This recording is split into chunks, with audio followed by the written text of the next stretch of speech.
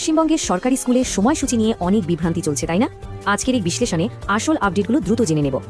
Social media খুললেই এখন হাজারো গুজব। 30 জন কি মর্নিং স্কুল শেষ আর 1 জুলাই থেকে কি ফুল ডে? গুজবে কান না দিয়ে চলুন সরাসরি সরকারি বিজ্ঞপ্তিটা দেখে নিই, একেবারে আসল তথ্যটা যাচাই করা যাক। সরকারি নির্দেশিকা কিন্তু একেবারে পরিষ্কার। সমস্ত সরকারি ও সাহায্যপ্রাপ্ত স্কুলগুলোর জন্য এই সুনির্দিষ্ট টাইমলাইনটা বেঁধে দেওয়া হয়েছে। প্রথমেই বলি, গরমের কারণে চলা মর্নিং স্কুল কিন্তু ঠিক 30 জুনেই পুরোপুরি শেষ হচ্ছে, একদম কনফার্ম। কিন্তু 1 জুলাই কি ফুল ডে স্কুল? একদমই না। আসল সত্যটা হলো ওই দিনটা আসলে হাফ ডে হলিডে। এর মানে কিন্তু এই নয় যে স্কুল বন্ধ, ক্লাস চলবে, তবে ঠিক দুপুর 2টো বাজলেই ছুটি। তাহলে 2রা জুলাই থেকে কি হবে? কবে থেকে আবার সেই পুরনো রুটিনে ফুল ডে ক্লাস শুরু হচ্ছে?